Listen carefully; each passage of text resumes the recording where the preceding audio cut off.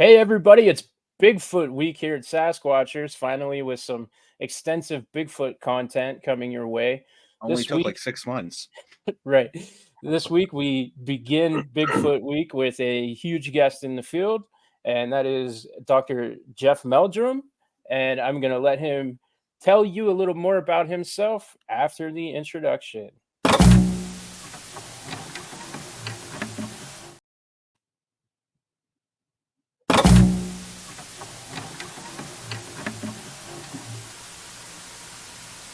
The truth is out there. Never stop looking. Never be sheep. Always disrupt.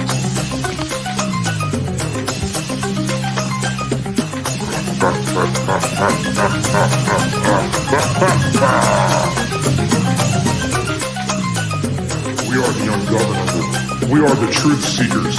We are Sasquatchers.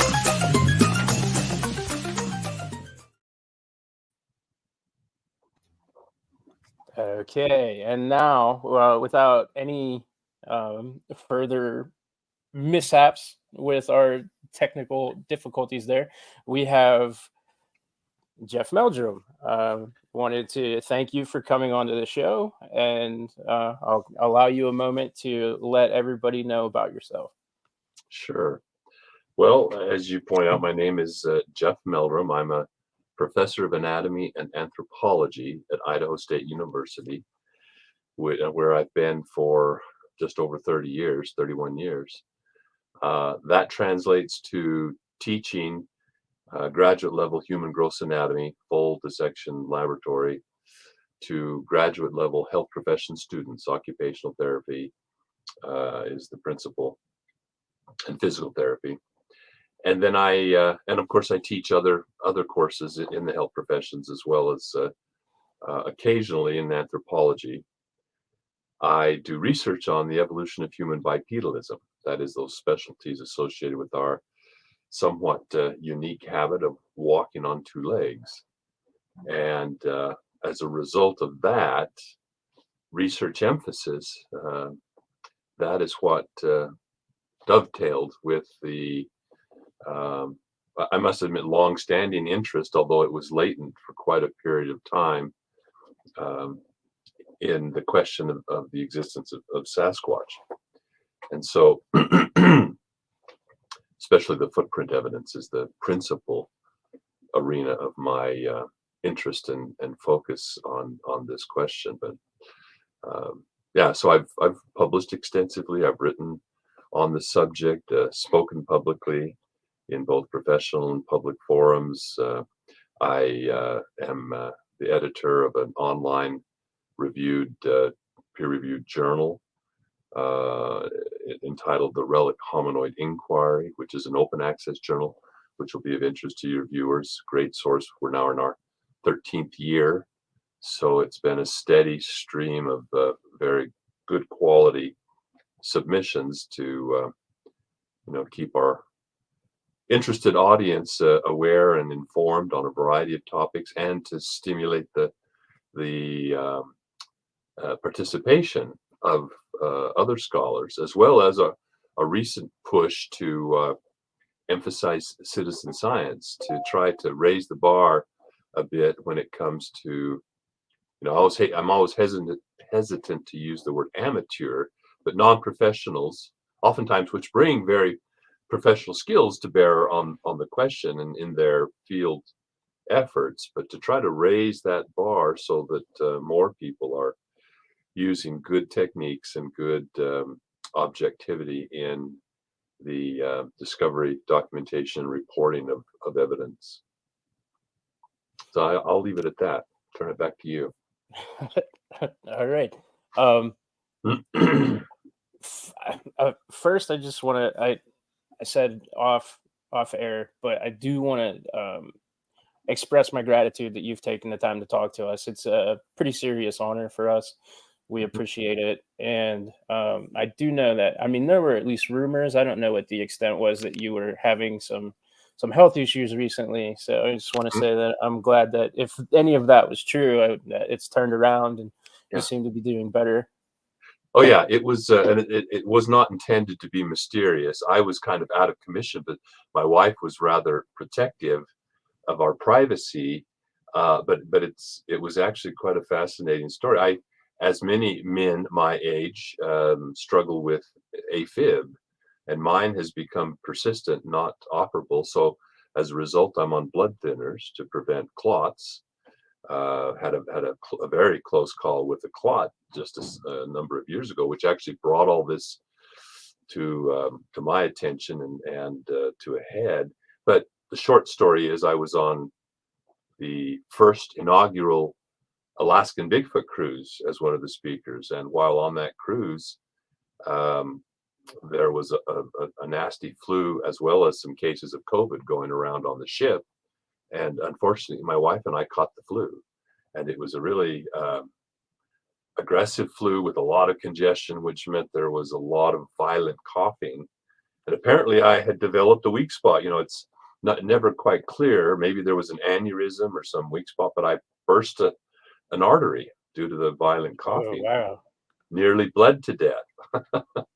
And so anyway, it was a whole series of adventures, getting off the ship, getting to Ketchikan on a Coast Guard cutter, getting life flighted to Bellingham, and having surgery to seal the clot. By the time they were done, they had used the equivalent amount of blood, about 15 units of blood. That's 2.5 people.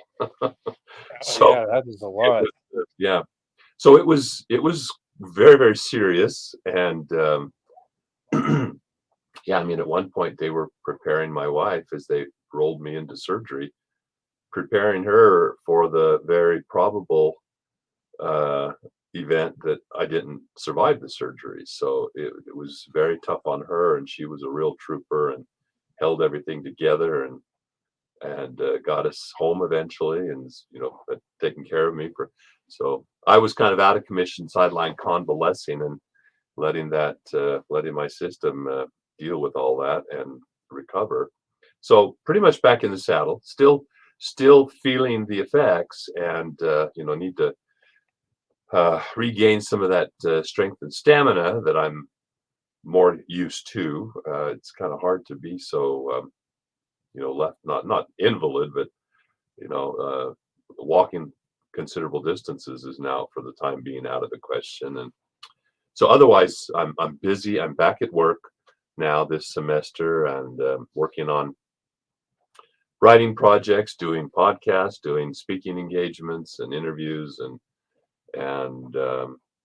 very happy to be back in the saddle. Yeah, that's it. I don't maybe luck, just or maybe something else bigger than that. But Yeah, who I'm glad knows? Whichever. that it all worked out in your favor for sure. Um, Absolutely. Yeah. And I wanted to thank everyone. There was such an outpouring of expressions of support and prayers shared, and so forth, and concern. It was humbling, and very appreciated, all the expressions of concern, and they were felt, and I'm sure they helped. So thank everyone for that. yeah, absolutely.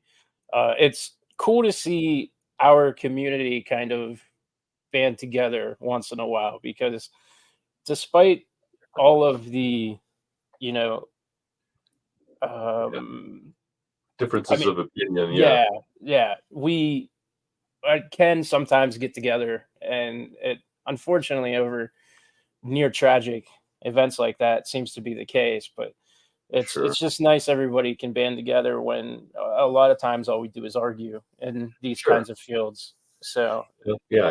It reminds you what's really important, and where your priorities should be, and so forth, and to keep everything in perspective. So it was good for that. right. Okay, so we'll move on from that. I had a couple of questions, and they were in no particular order, and mainly centered on I believe it was your first book that kind of was it the first book that looked into the footprints? Well, there was a chapter a very meaty chapter on the footprints in Sasquatch Legend Meets Science, which you have in your tagline there below me there. That is a very comprehensive treatment of many different lines of evidence, and the observations and conclusions drawn by a wide variety of experts with different expertise. So each chapter sort of addresses a specific line of evidence, from footprints to hair to vocalizations to indigenous traditions and so forth. Yeah, and I've also published many individual papers on various aspects of the footprints, their naming, description, and diagnosis, for example, as well as many interpretations of their and modeling of their functional morphology, how they're put together in such a way that is quite distinctive from human, retains a lot of primitive hominoid characteristics that are elegantly adapted to the habitat they allegedly occupy, namely steep, rugged, montane forests. So, yeah. All right. So, real quick, we should probably establish that as far as the Bigfoot research goes, you are, I hate to use the word strictly because I don't want to make presumptions, but you more so adhere to the scientific kind of approach to it. Like, this isn't really any of what's kind of been called woo research, and so like the portals and kind of some of the other stuff that have been popularized in Bigfoot over the last couple of years. You're more so on the other side of that spectrum. Yes, I mean, as approaching it as a scientist, specifically as a physical anthropologist, the question I'm addressing is there a biological species behind the legend of Sasquatch? And so the principle, the prioritized approach to that, or questions, are dealing with the biological nature of such an entity. And so envisioning it, or conceiving, hypothesizing it as a relict hominoid, a lineage on our very bushy family tree that has persisted alongside us, but is extremely rare and elusive, and as such has avoided not detection. I mean, it's detected all the time, right? There are lots of encounters of footprints, but have avoided acknowledgement and recognition by mainstream society in the absence of a physical specimen in a museum cabinet or laboratory. So that's and you're right. It's not that I say, oh, all that other stuff couldn't happen. Just as I would not appreciate my colleagues when they say Bigfoot can't exist, therefore it doesn't exist. That's not a scientific approach. But the burden of responsibility then rests on me to present evidence that is compelling and persuasive, at least to the point of justifying pursuit of the question and continued investigation. And that same obligation rests with enthusiasts who turn to other types of explanations, as you enumerated a few, portals and orbs and mind speak and all this other stuff. I mean, those are, so far, all we have are subjective personal anecdotes. No one can produce a replicated event, or, I mean, except in their own mind.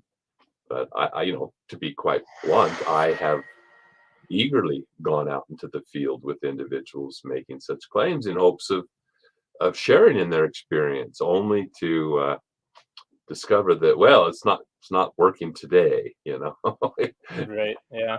So maybe I'm the my skepticism is dampening the the effect, dispelling the aura or something. Who knows what mechanism? But I don't really think that I'm responsible. But that has been, I've been accused of that, of having a bad doubting heart, and so Sasquatch knows that, feels that, and won't reveal itself to me as a result of my my doubtful demeanor. And so, very convenient explanation, but Yeah. Um, well, yeah, I mean that happens, and we talk to literally everybody on this show. I am heavily inspired by Art Bell, and just kind of yeah, Art's creed was, he would talk to anybody, and he wouldn't, unless it was incredibly outlandish, he wouldn't dispel anything when it was on the show either. So I kind of uh, I he I promoted go by, he yeah, promoted it. I go He by. promoted that's the one criticism I had of Art Bell, and the reason I never would accept an invitation for an interview is he knowingly uh, repeated uh, fanciful false stories. His favorite was the Sasquatch that had been shot. I think it was down in Texas and buried in the sand. Yeah, yeah, Trotted Mhm. that out every 2 or 3 years. The same exact story, as if it was brand new. There were enough new people in the audience that it would fly and get all kinds of attention, and the witness kept upping the ante, upping the bounty, upping the mystery. The supposed map he was going to auction yeah. You off. had coordinates that. Yeah, I so it was, so if Art would have stayed true to his principles, or if he had those, and only explored the accounts rather than promote false ones, then I would have no bone to pick with him. But that was pretty blatant. I knew a number of several interviews with George Norrie, and George always handled the topic very deferentially and respectfully, and objectively is the most important part, and followed the evidence. And uh, I yeah. he seemed to lean more towards a naturalistic physical explanation rather than some supernatural paranormal one. But George just hit over 22 years as the host of Coast to Coast too. yeah, So yeah, he just actually outlasted Art Bell as yeah, the host of well, the show. for That's him, good for him. He but had good experiences. yeah. So I'm actually glad that you had brought that up, because there are a lot of fanciful evidence out there, and claims, and considering your research is so scientific, and that you are somebody who can identify, what would be fake versus what is a real Bigfoot footprint. All of the Facebook groups, and the people that I follow on TikTok and stuff in this field have footprints daily.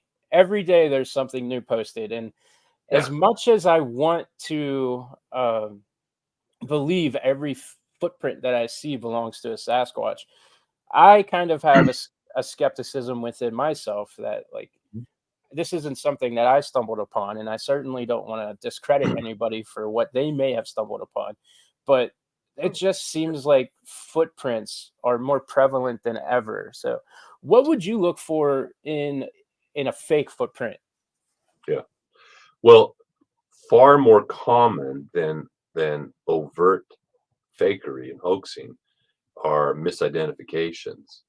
But let's take the hoaxes first. There was a rash here a few years ago when some of the droughts regionally were rather severe, and it seemed that a number of reservoirs had been drawn down, which exposed these vast mud flats, and it was like a tempting canvas, I guess, to an oil painter, because there were three major hoaxes undertaken, stomping out footprints across these very vast mud flats, which kind of lent themselves to making impressions more easily. Unfortunately, the quality of the footprints was well. Let me qualify that. One case, and let's see. Now I'm shooting from the hip, and unfortunately, my memory got kind of went through the ringer. Um, the one case, the LB Lake, I think it was. Yeah, was one example where the hoaxer actually was quite talented and made a very interesting looking foot, but it was stiff and rigid, and he had introduced some features that were inconsistent with the credible footprint record, and they made no sense anatomically. I'll go ahead and explain. The one, if this were a foot, he included a flexion crease around the uh, separating the big toe and down across, kind of delineating the ball of the foot a little bit. Well, the only reason there are creases on my hand is because my hand flexes and the palm, the tissue of the palm has to bend, and that creates a crease. So to have a crease right here on my hand is because my thumb crosses over the palm to oppose the other digits. Well, a Sasquatch foot doesn't do that. So there's no reason whatsoever to have a crease there. And no, like I said, no other credible footprint has that crease. But they left some remarkably clear footprints that got a lot of attention, and a lot of casts were made. Then there was another one in Oregon, just outside of Eugene, and I can't remember the name of the reservoir now. Cliff Barrickman and Tom Powell cast hundreds. And Cliff came to my office on one occasion. He had a CD where he had photographed each and every one of his casts against a grid background. And we sat and we brought those up on the computer, one after another, just trying to identify any example where you could see movement, and especially independent movement of individual toes with greater spacing or splaying or independent flexion. And in all those, I think Cliff had cast like 110 or 115, not a single variation in distance between toe tips could be identified. There were some where the toes were inclined, more deeply. Well, that's when you have a stiff, if you imagine, you've got a stiff false foot, and if you're pressing, let me get that even, pressing in, if your foot's smaller and this is like a big snowshoe, if instead of walking like this, you actually try to walk like this, it will push the toes in, that rigid, stiff front part of your fake foot at a very decided angle, a very unnatural angle that doesn't mimic the flexion of toes gripping the substrate. Okay, so that one was out. And then there was one that didn't get much publicity because I never posted it or wrote about it. So I've talked about it in a couple of presentations, but our Palisades Reservoir here in Idaho, word got to me that there were footprints discovered across it. So we went out, and it was a great exercise to measure out the gate, to identify the step length and straddle, do all the documentation of the parameters of gait. But the footprints were excessively wide. They were very angular. The edges were sharp. I mean, they didn't even round the fake feet. It was like they were cut out of essentially, a 2x6 or a whatever plank, and stomped across the mud flat. Came in on one boat landing and out another up at the upper end. Anyway, so those are frustrating. I mean, but they're rare. But more often than not, and you're right, on an almost daily basis, I get people sharing, and I appreciate them sharing their photos of footprints, and the majority are either human, very common, just got some this morning, human, or bear, because of that flat hind foot and relatively flat hind foot and 5 toes in contact with the ground, unlike a digitigrade dog or cat where only 4 reach the ground, and the elongated bones mean that the inner digit is up suspended in the air. if it hasn't been nipped off by the breeder, the little dew claw there. Um, and then there are, of course, lots of just ambiguous marks, traces that are so vague and so indistinct that they can't be distinguished as even a footprint. But our eyes, once we have that search image of an elongate footprint, and especially if there's any, the toes are the magical thing, the very significant and eye-catching feature. There's any suggestion of toes, your brain locks onto that and tries to interpret it, tries to find a way to interpret it as a footprint.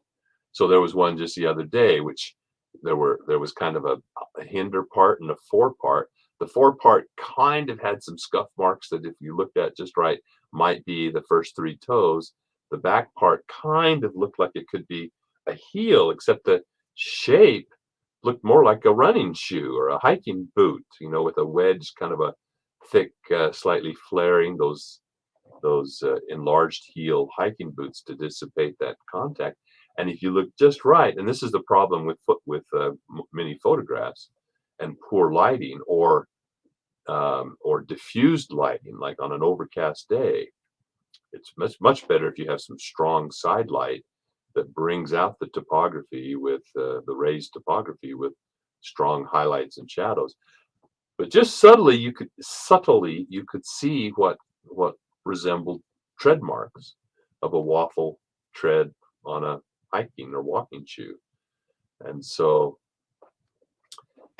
that's the thing there. When I go to the various conferences, and I display a sampling of footprint casts, those that I bring and that I emphasize are exceptional examples that illustrate either a historical event or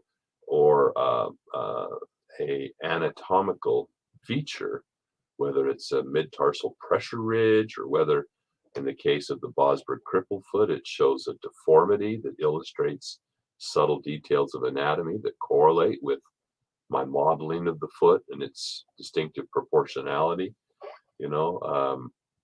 Historically significant ones like those associated with the Patterson-Gimlin film, and and some other representatives there in that Northern California region at that time in the 60s, early 70s.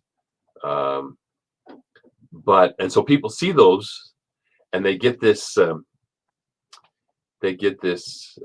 of maybe a false impression that if you're out looking for Sasquatch tracks, that's what you're going to find. Those are actually really rare. I mean, they seem, now that they've accumulated over a half a century, they seem like they're very common, but they're not. They're very, very rare. Even Paul Freeman used to be criticized for having kind of a Midas touch. It seemed like he was always finding footprints. Well, there were two things that people overlooked. One, he was in a region that was exceptionally optimal for finding footprints, and that was the Blue Mountains there in southeastern Washington, northeastern Oregon, where, at least at the time, it's starting to change now as there's been a little more development. There's been some more selective logging. The logging road, the roads get improved when big heavy logging trucks have to make their way and can't slide off in the mud. But for a long time, most of the roads, with the exception of the main routes up to the ridge tops, which were well developed and graded and had nice gravel beds, many of the roads were not secondary, they were tertiary. They were just graded dirt, which meant that they were excellent tracking beds. You'd put miles and miles where any wildlife that walked along the road or crossed the road left footprints. And Paul would make a habit of driving those roads in his truck, looking out the window, his arm on the open window, the door with an open window, and looking for any tracks in the dust or tracks in the mud. He'd get up there as soon as the snow had melted off and the roads were passable, and had done that for quite a period of time. Over 10 years, he had when I acquired his collection and was transferred to my lab, he had 40 pieces. That sounds like a lot. Some of those represented an instance where he witnessed a long line of tracks, and he would cast 6 or 7 of them, or 8 of them. There's one case where there's actually 8 from, I think, from one spot.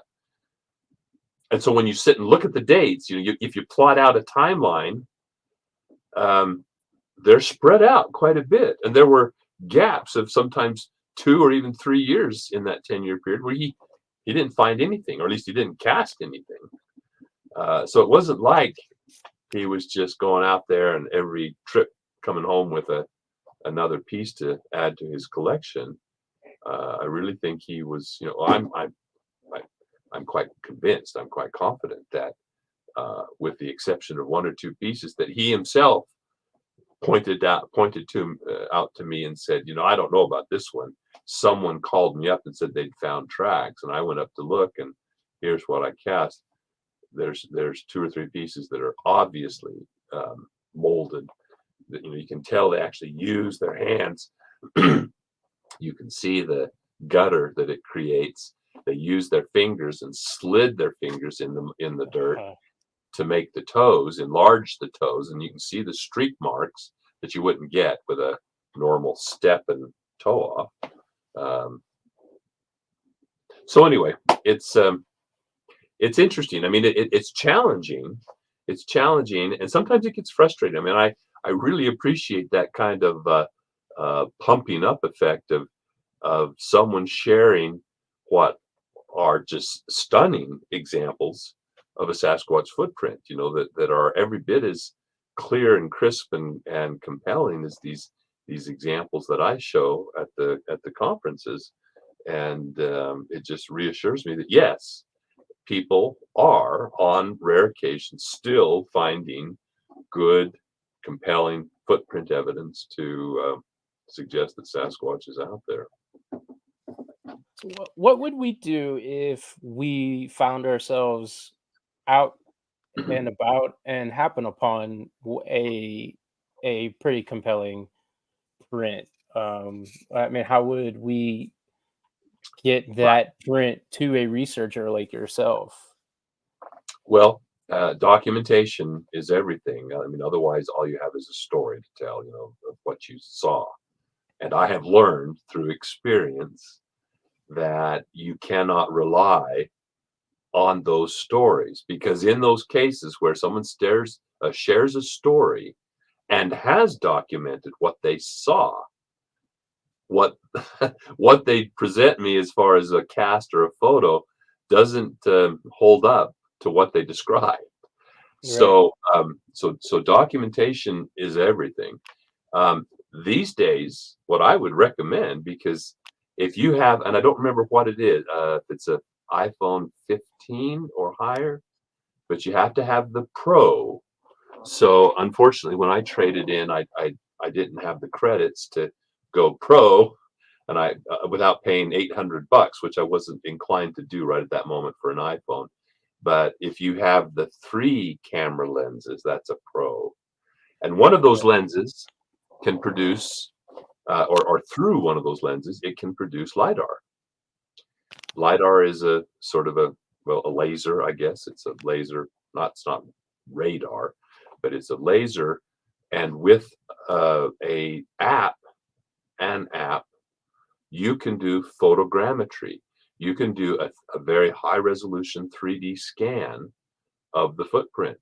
So you don't have to schlep plaster and water and mixing containers and sticks and whatnot, and sit around and wait for the plaster to set up and then try to transport it, and et cetera, et cetera, et cetera. I mean, it's very doable, and there are other alternatives too. I'll mention one of those in a minute, but you can take the LiDAR and use your iPhone and just scan. Someone showed me they had that app on their brand new phone, and they had scanned some really nice wolf tracks, and you could the scan was photo quality in color, And then, but you could also turn it over upside down. Yeah, the undersurface then was colorless. It was just an off-white, and so you could see the positive of the footprint with great relief and no obstruction of any of the overlying material. Uh, and then he walked over. This was at a conference, and there was a display that had a couple of skulls. He walked over with his camera, and in 5 minutes, he had done had done a scan. He comes back and shows me this amazing 3D scan of the skull that you could rotate in space and examine from every angle. So that's the way to go. That's the new technology. Short of carrying plaster around, another quick and easy way to do it, and these techniques you should practice at home. Make a collection of images or casts of your footprints, your family's footprints, your pet's footprints, to practice the technique, because you don't want to be learning by trial and error when you're trying to cast a beautiful specimen out there in the field. There's a material, it's a insulating foam. There's different brands. One common one is Great Stuff, I think it is. And it's the stuff you use, for example, out in your garage or whatever, to insulate around window jambs or door jambs.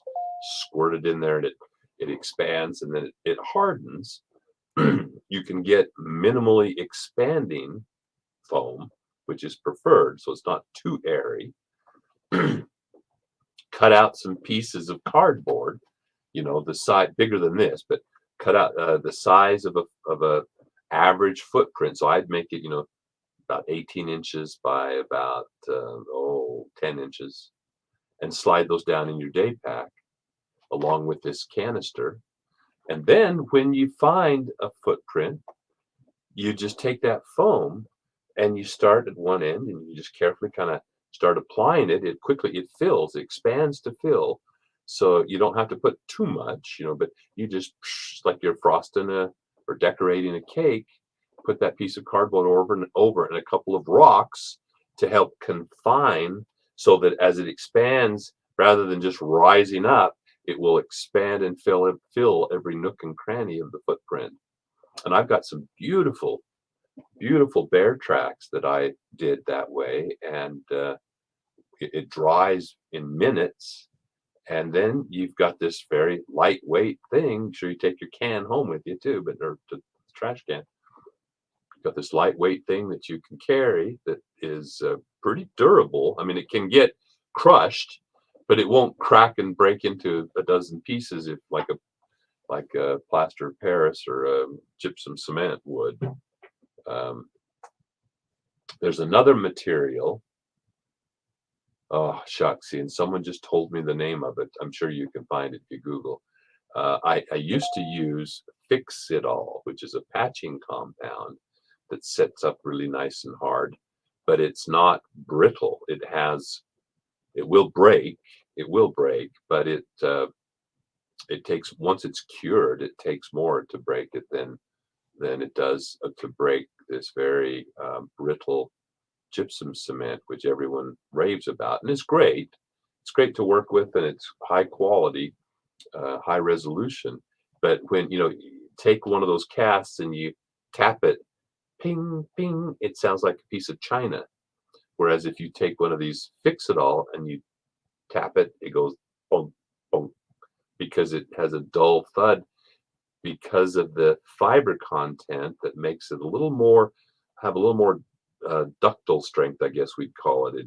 It resists. I had one cast get bumped by a distracted student off of the lab bench onto the linoleum floor, and watch it bounce without breaking. Now, I wouldn't recommend you do that, because I was darn lucky that was the case, because I have broken them, and especially when they're still green and just out of the ground, you have to be careful and support them and wrap them up. But then, at the risk of appearing pretentious, bring it to my attention. I'm the one that you should have take a look at it and give you an opinion as to its interpretation. But there are others. I mean, Cliff Cliff has been a really uh, what do you call it? Quick study, sharp, picks up things, and has a good common sense. He's very pragmatic and not afraid to. Some people, Dr. Bindernagel was often a little too um, conscientious about offending anyone. I used to be much more diplomatic in my younger years, and I've gotten a little bit more short with, not short, but a little more blunt. I would say blunt with people. I just say, well, okay, now look at that little toe. That little toe's curled in and turned completely on its side. What does that tell you? That alone should tell you this is a human print, or look at that crease across the foot dividing the metatarsal from the heel pad. That's a sign of a bear paw, with individual pads that have coalesced to form this kind of human-ish looking foot, broad human foot. But notice that the inside toe is the shortest of the toes. Instead, it looks like they're walking with their feet reversed, because the bear's inside toe, we don't want to call it the big toe, it has, as does your toe and your thumb, only two bones, two phalanges, whereas the lateral toes have three. And so it's kind of thumb-like in that way, not really divergent like a thumb. But so it's short. It's short. So people will look and they'll think that and they tend to kind of walk on the outside of their foot. So oftentimes the fifth toe is the more prominent and sometimes even the largest imprint. But anyway, that we're getting into Footprints 101. You should, read my book or get a hold of my field guide, which has a nice little section on the contrast between bear, human, and Bigfoot, and all of the distinguishing, telling signs, markers basically, are listed under each one for contrast. And it's not rocket science. I mean, once it's explained to you, it just takes a little bit of practice. And that's what I tell people with the internet, the marvel of that the internet can be. You can go on and create your own little archive, create your own little PowerPoint with images of both bear paws, the actual fleshed out paws. There's lots of great images, and I've used them in my workshops and so forth, as well as the footprints, the bear footprints. And you can quickly get a handle on the variation as well as the consistent features that, even in spite of the variation and different appearances in different substrates, you'll recognize it. You'll create your own search image in your mind, and even if you can't describe the anatomy that forms the basis of those distinctions, you can recognize that those distinctions and tell them apart really, really quickly. I mean, there's been some embarrassing, I won't tell those stories, but there's been some really embarrassing incidents that some prominent people in the community, prominent investigators, have done some really silly things. And I sometimes avoid being specific in describing those, but other times it's important that people recognize, because they're out there and they're in the literature and they get rehashed. They resurrect every once in a while, and so you want to kind of set the record straight. Anyway, speaking of silly events and resurrecting records, I have one that when I was doing some reading in that, I found so an event that took place in 2011, a conference that you went to in Siberia. Oh, yeah. So, in Kemerovo, which is I think I read something like 2,000 miles east of Moscow or something like that. You went in October, so probably wasn't the warmest of time of the year either. So you went to a cave. All right, so you the only American, right, that went to this cave. In this group, and with the Yeti Institute, and the guide, the Igor Burstev, Yeah, Um, Igor Bortsev. yeah, Mhm. so there's Yeti in the cave, okay, and he says something like, you might find some footprints of the Yeti in there, and that kind of tipped you off that there was something greasy going on there. Do you mind Well, elaborating on this story? oh yeah. Well, Igor, to his credit, he's a mover and a shaker, and he can get things done when he puts his mind to it. And although Igor and Dmitry Bayanov, who were kind of the two principal faces of well, they tend to use the word snowman or sometimes Yeti, but I mean, this is not the Himalayan Yeti. In Russia, there are reports that do align with the North American Sasquatch, and there are. I think that species extends across the Pacific from Eastern Asia all the way along Southern Asia, skirting the Himalayas and the Mongolian mountains around the Mongolian desert, not the desert itself, but and as far west as the Caucasus Mountains, which I have had the privilege of visiting as well with another Dmitry Pirkulov, and who's a documentary filmmaker there in Russia, Russia's equivalent to Hollywood. Um,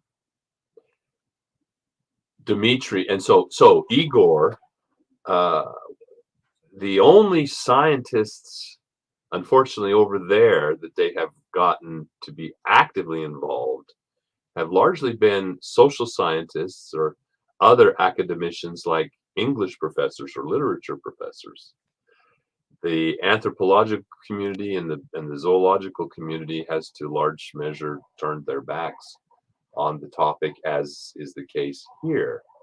So, with that result, he very deftly turned to the politicians and sold the idea to them that these areas down around Kemerovo. I mean, when we were driving from Moscow down there, it was amazing. There were little ski chalets and winter sports recreational centers popping up all over the place. The gas stations had statues of the snowman with helmets and goggles and snowboards.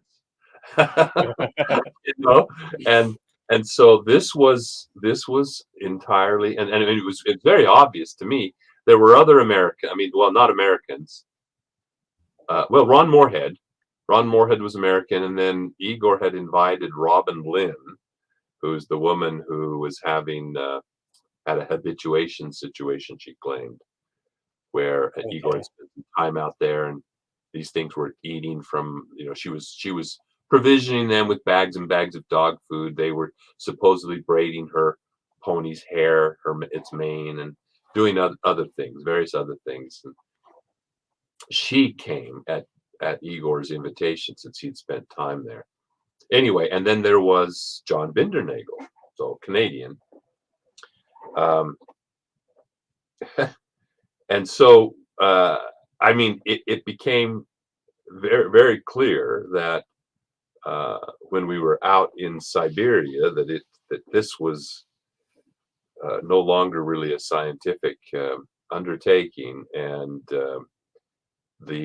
our host out there was the district commissioner, so a sort of similar to a county commissioner, I guess you'd say. And let me say, they were extremely hospitable, gracious, welcoming. Everything was they rolled out the red carpet. In fact, it was so much, it was hard to keep up. I mean, with the jet lag, sometimes that kind of jet lag sometimes takes a day or two to get back into step, and we were go and doing presentations and then jumping on planes and flying to this other place for a little conference, and then out in the field, and it was great, but it was kind of a blur. But anyway, we get out there, so we go. Let me focus. I tend to ramble. We're going to go to this cave, and I was very intrigued by the prospect, because this cave is only a stone's throw. I mean, just like 20 miles as the crow flies from the Denisovan cave, where the DNA of this other Neanderthaloid, or an archaic hominin, had been discovered. And so, there were stories about things happening and this, that, and the other in the region, and we had testimonials from eyewitnesses. There were a couple of game forest rangers that shared reports and accounts that had come to their attention, and they sounded great and so forth. But I mean, there was no way to document them. They were essentially just stories. And then we went out to hike to this cave, and it was quite a drive. And they had military vehicles, these big oversized carry-all things, and we had a press entourage that far outnumbered the the participants in the conference. And as we were hiking to this remote, uh, uh, virtually inaccessible. Oh, and while we were at the lodge, first we checked into the lodge and got settled in, and you go into the dining room, and here are all these photos of the cave at various times of the year. And in the wintertime, it's a wet cave. There's actually a stream that flows right down through it, and it's dripping water. So in the wintertime, it's this beautiful ice palace with ice columns and and icicles everywhere, and it's amazing. So these stunning photographs, and so it was clearly an attraction, and a frequently visited attraction. And so as we get out there after this seemingly ambitious trek in these people haulers with great big tires and everything, and we start hiking, and it's absolutely clear that this is a well manicured path. There's pruning marks of branches being cut, and all sorts of things. And so I asked Makuta, the commissioner. I said, well, so who maintains this trail? He goes, what are you talking about? I said, well, this is a well-maintained trail. I said, who takes care of it? I mean, is it the local people or the rangers? And he goes, oh, no, there's never anything done. I point to a branch right there where it's been trimmed with a pruning shears to clear the trail. No, that's just broken. Well, we get to the cave. We get to the cave, and as you point out, Igor makes this remark, and then voila, footprints appear. No way. Yeah, no. So he says this, and he turns right there, and there's a line of footprints. The problem is, and so part of the cave was a little drier and had accumulation of wind-blown dust and so forth, which was great for footprints in the dust. I mean, they weren't pressed in the mud; they were just in the dust. But there were only, and I can't remember if it was right or left. I think it was right. There were only a series of right feet. That was it. There was no left foot to be seen, even though there should be in that with that area of dust that they were found in. And so I, without thinking, just made the flippant remark, well, what was the Yeti playing hopscotch? And that made it on the evening news that night. Oh. All the cameras are going, and then of course they found a little tuft of hair in one of the footprints, and it just looked like rabbit fur. It didn't look like Sasquatch hair at all, or wild man hair, any primate hair. It looked like a tuft of fur. And then, so they turned to me. All the cameras focused on me. Well, Dr. Meldrum, what do you think? And I said, well, it's a little. It seems a little unlikely if a Sasquatch or any animal was using this cave as shelter, and it's a wet cave, and it's not the most ideal shelter. There would be signs of their coming and going and other activities. There may be feces, there may be bedding material. And at that point, let me back up, because there was one moment where they're all crowded around the footprints, And then especially when the one of the Russian, he was the professor of English, I think, and he found the hair and he holds it up. So all the press and cameras are focused on him.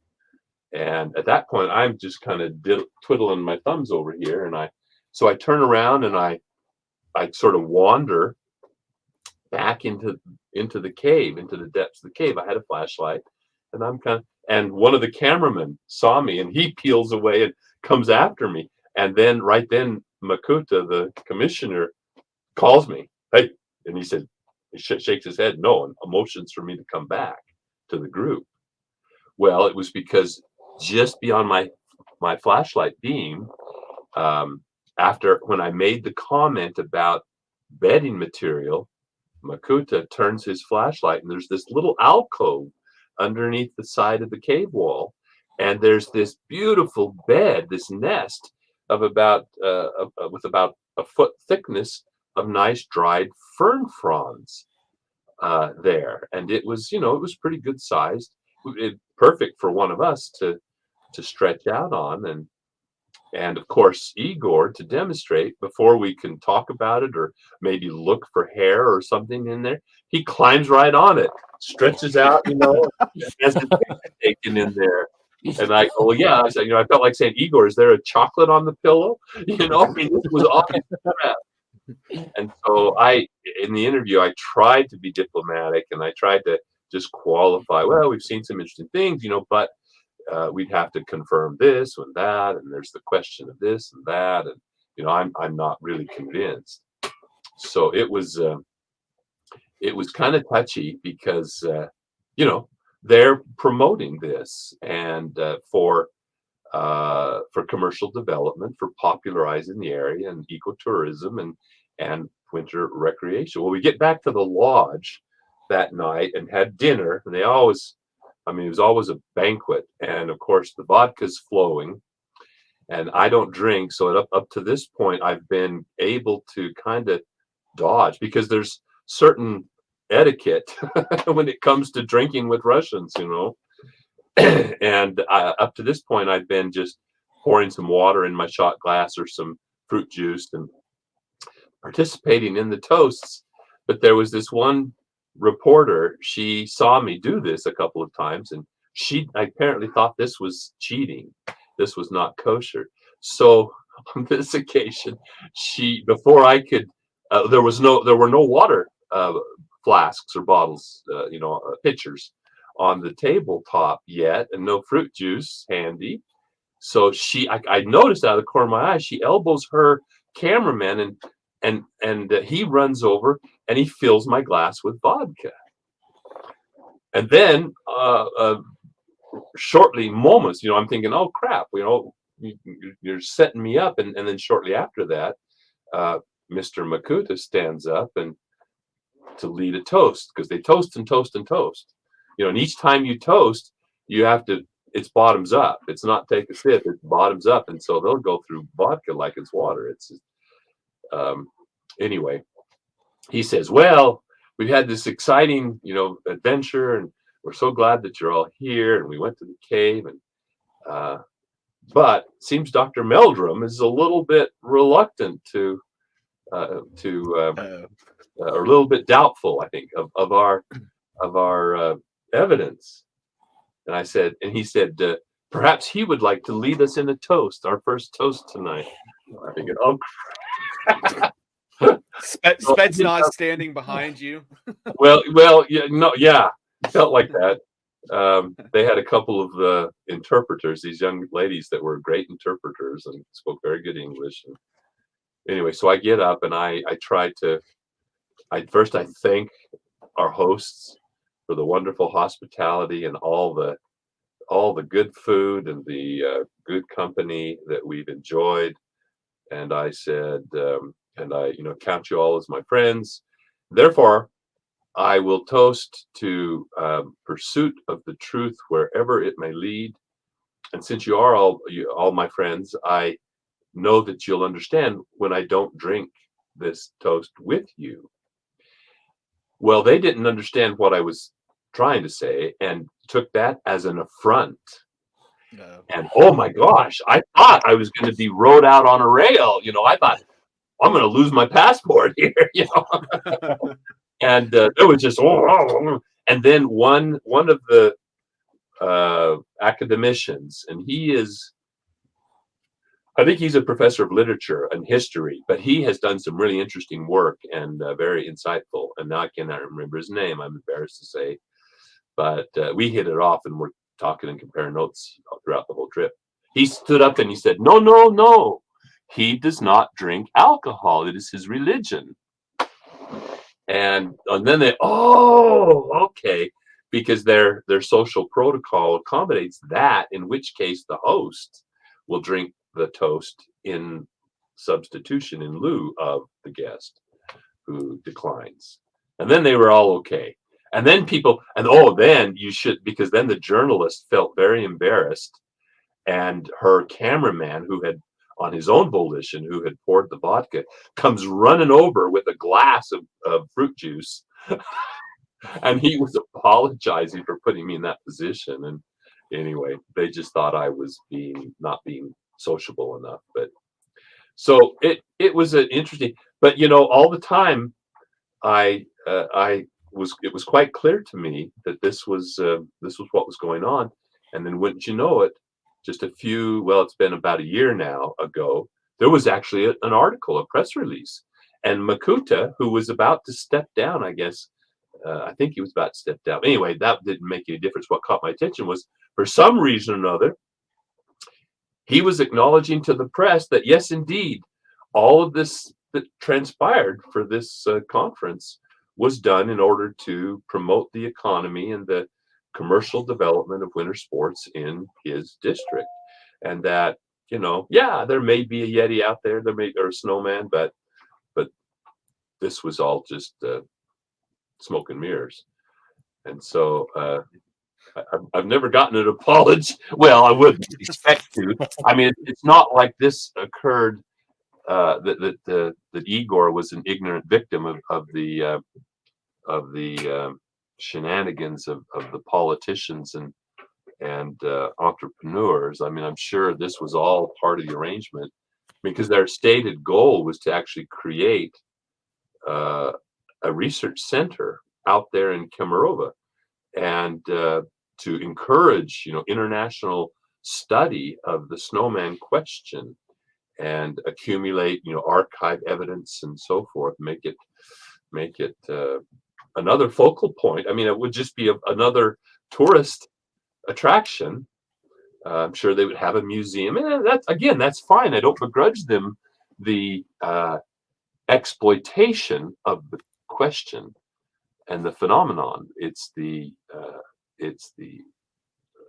lack of integrity to stick to the evidence and not try to gild the lily or salt the mine, whichever metaphor you want to use. So it was an adventure, but I'm sure I won't be invited back.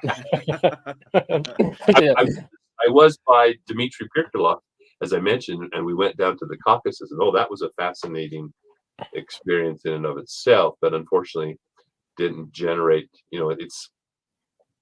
it's pretty tough to just in 6 or 7 days mount an expedition and do any really serious. All you can really do is kind of reconnaissance, talk to people, but it was fascinating. Let me share one of the high points for me. Well, yeah, one of the high points for me was there had been an encounter, a sighting of a dev.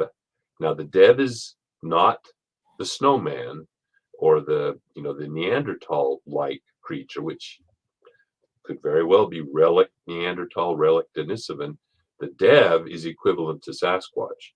Supposedly stands, between 6 and 8 feet tall, leaves on average 16-inch footprints that are indistinguishable. We managed, as a result of this report, to recover two copies, let's put it this way, copies of 2 footprints, a right and a left, that were cast by the museum director in the village adjacent to this sighting. And apparently a dev had come down out of the woods and traipsed across a pasture and was seen. Went through snow and mud. There was a long line of tracks that could be tracked for a long distance. Excuse me, as I said, the 2 casts were made. One of the witnesses was, I was just going to add, if I took that cast copy and shuffled it in with examples like those I display at the conferences, you wouldn't be able to, it wouldn't stand out to you as inconsistent with the Sasquatch tracks. It's that remarkably consistent in size and proportion and so forth. But we were, there was one of the witnesses who is a local representative, like a state representative in a state legislature. And also, but his day job was he was a guide, a professional guide, would take people on treks back into the mountains. And he was extremely knowledgeable of, and he had written the definitive field guide to the natural history of that region of the Caucasus. So very knowledgeable. Anyway, we bumped into him quite by chance, but Dmitri apparently recognized him, and then we introduced ourselves and what we were doing. That I and Bindernagel were from America, and or no, I'm sorry. In this case, it was just me. It was just me. I was the only one. But I was from America, and I was this. Well, I came prepared with. I had a little thin 3-ring binder, a little flip book with sheet protectors, and a variety of photos of both footprints and casts attributed to Sasquatch. And so I pulled that out, and I wanted to see what he had to say about this, since he had witnessed this line of tracks. He's thumbing through. What impressed me more than anything is he stopped on the images of the Titmus cast with a very distinctive pressure ridge, which has confused so many people and been ignored by so many people. And I've drawn that attention to that. It was kind of the linchpin in my modeling of the flat, flexible midfoot, the transverse tarsal or mid-tarsal break. He saw that and he goes, "Oh, yes." He said, "This is and he didn't have the terminology, but he said, he described the flexion of the midfoot that produces that ridge. And he said there were tracks just like this when it went up a steep embankment, or not a steep embankment, a slope in the mud. It left the mud was more yielding, and it left these differential pressures, impressions under the forefoot, and a very distinctive pressure ridge just like this." I mean, he volunteered that information, and he understood the mechanics without any explanation from me. In fact, he felt like he needed to explain it to me. "You've got this picture in here. You probably don't understand what's going on." And I'm just nodding like, "Oh yeah, wow, that's fascinating." Yeah, and I did explain a little bit through Dmitri what I had been doing and my interest in this, and that was great. Again, to have this, it was just like when I went to China and saw these footprints that showed a mid-tarsal pressure ridge that was identical in position and orientation, appearance to those examples over here. I mean, what are the odds? If this is all just hoaxed, what are the odds that a subtlety, I mean, this is not something that you would think of including in a hoax, just, for whatever reason, just because the only rational interpretation or explanation is that which I've offered. And to see it confirmed in China and also in Russia is just, independently by different people, different observers. The one understood it, the other didn't. The other had no clue until I explained and I showed him. But he recognized the feature, because when we were driving out to where they were going to do the interview and unveil these casts for me to observe and comment upon, they wouldn't let me see them beforehand. I had given the witness, Mr. Yuan, get it straight here. I'd given him a reprint of one of my papers that had an excellent figure with a 3D scan as viewed in several angles of that Titmus cat. He couldn't read the English, but of course, I always have lots of illustrations and figures. I mean, very visual anatomy is a very visual descriptive discipline. He turns the page and he sees that.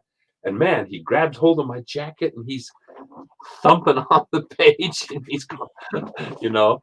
And so we just left it at that. I said, okay, you know, we'll take a look. And sure enough, he opens up his little suitcase and out comes the toweling, and here are these two cats, and boom, they're just dead ringers for it. And yeah, that blew me away. You know, Yeah, absolutely. That's why I say, you know, you can't know 100%, but I'm 99.9%. I'm as convinced as can be based on the evidence. I mean, at this point, to turn and say, you know, it's a good run, but heck with it. It's probably all just hoaxed, and walk away from it would be so disingenuous, would be so, you know, so, yeah. So It's just a matter of time and research and keeping everybody on the same page and not falling into those traps that were set for you there in Russia, and just to stay the course, you know, just stay the course. And that's one absolutely. thing, as kind of, I don't want to say younger researchers because we're in our mid 30s, but there Early is a young 30s. I'm in my early 30s. I have to age him up so that I can age down a little bit. I just turned 36, so I'm shy. I feel like I'm shy of late 30s still. I can fall into that mid 30 range, but we just want to get ourselves out there, and we are, you know, trying to learn as much as possible. And I think it's important for Sasquatch or any of the other fields that we are dipping our toes into, that, you know, younger generations are able to keep the interest and kind of keep the research alive. So Right. it's important that, you know, researchers like yourself, the work that you've done, it should be analyzed and read and shared. Right. And so we're let me just interject one of my biggest concerns. And again, not while acknowledging individuals' opinions and experiences and all possibilities, though the preoccupation with the woo distracts the younger generation from the types of stories I've just told that attest to the physicality, the normalcy, the biological rationality of the existence of these relic species that represent persistent branches on this bushy tree. You know, 50 years ago, there wasn't a scientific context to really accommodate something like this, and it was just relinquished to the monster realm. But now, anyone who says they can't exist, therefore they don't exist, first of all, that first proclamation is baseless and is indefensible. They can exist.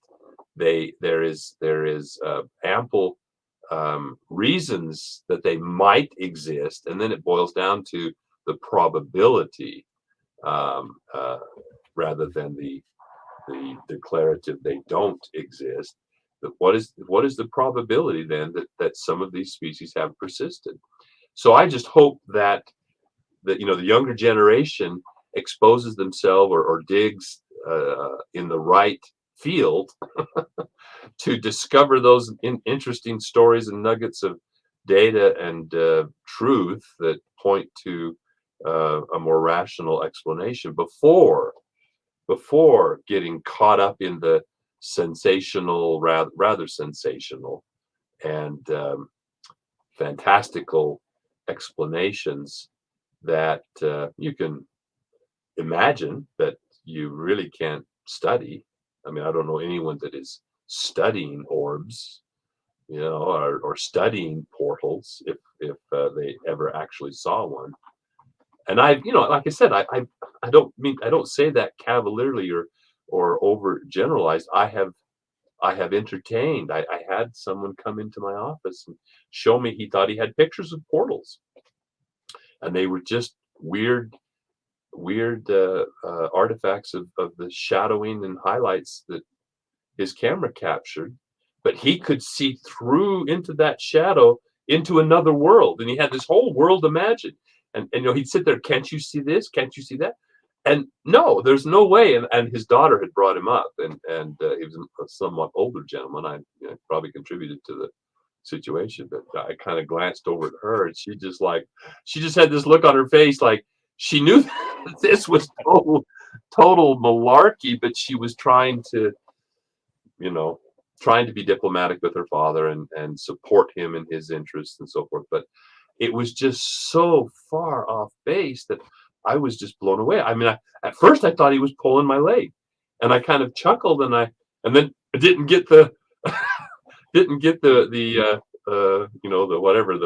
punchline moment, the reaction from him to acknowledge that it was a joke. Oh no, he was dead serious.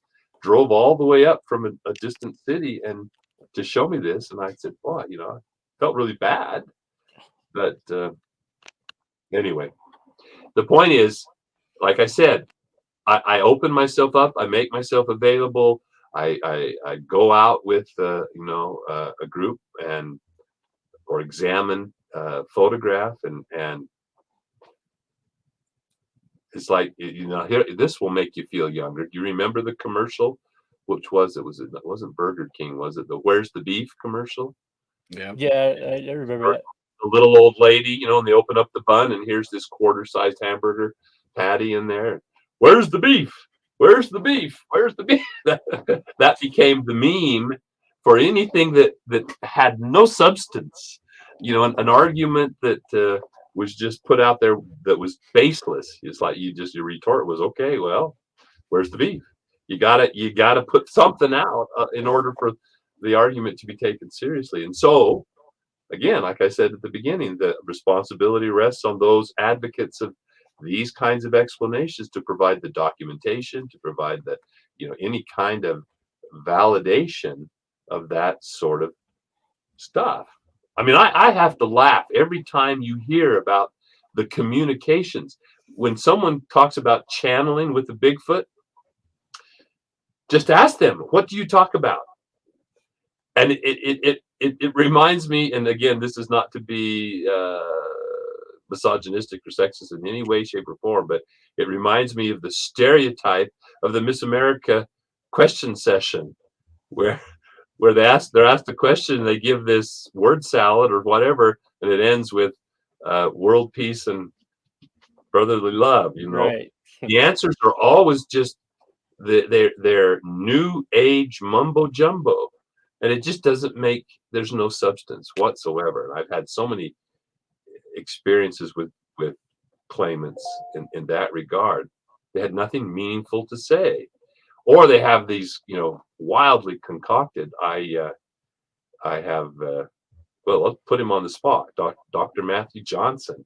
I mean, how anyone can listen to his rants, his ravings, and take him seriously is just beyond me. But We don't have him on the calendar, do we? good luck to Zanu, We do not. I've actually never even heard of him. Why was he singled out as the ambassador? I'd like to know.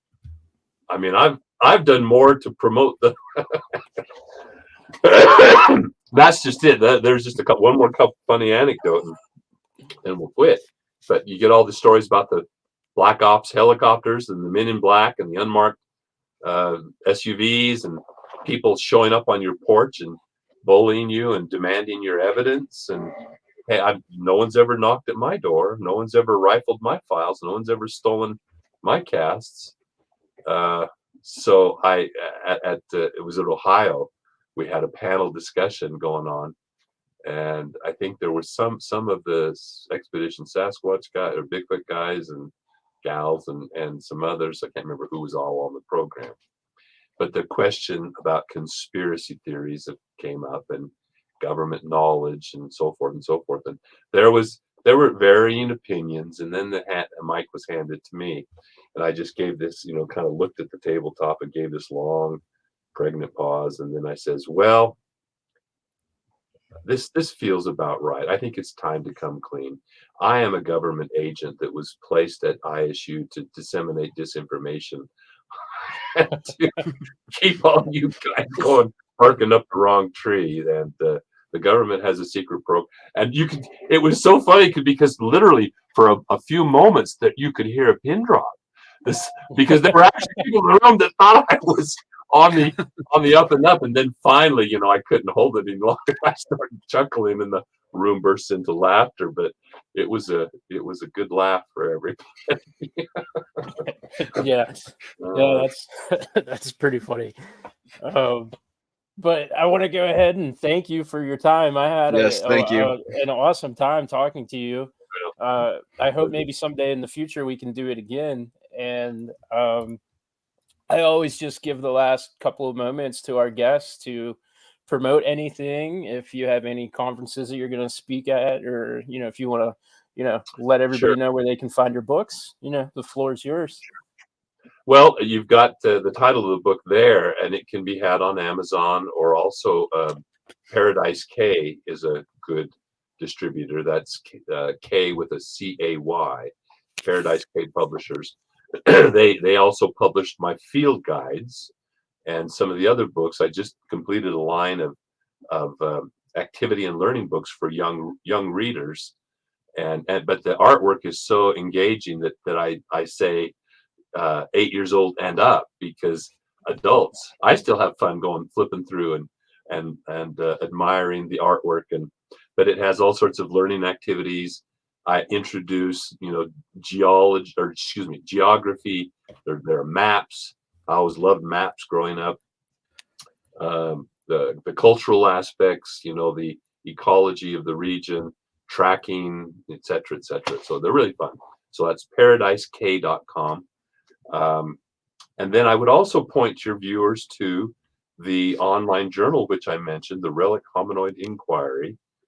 And you can find it if you Google relict with a T, relict hominoid, that's the proper usage in biology, inquiry, it'll take you right to it. Otherwise, it's www.isu.edu/RHI. And as I said, we're in our 13th year. There are original research papers, essays, in-depth book reviews. So like if you're thinking about whether it's worthwhile to buy X, Y, or Z, you might find some insight there, or even some more background or clarification. There are news and comments and also interesting, excuse me, interesting historical documents. We've had the good fortune to be able to reprint some important papers, as well as translations of foreign papers.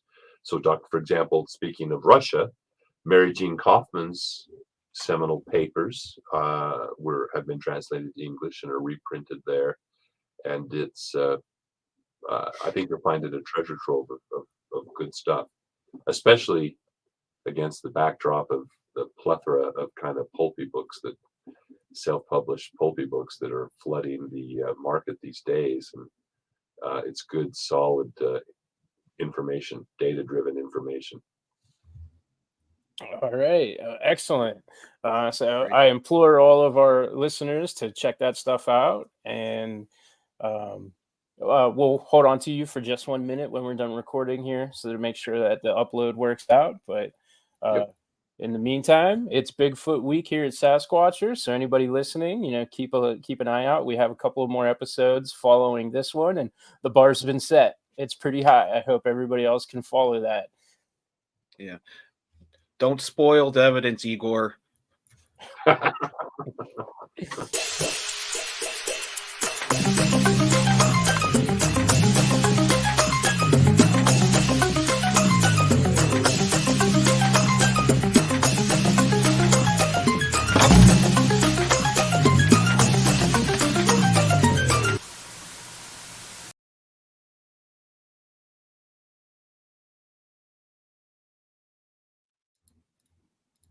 Thanks for squatching, everybody.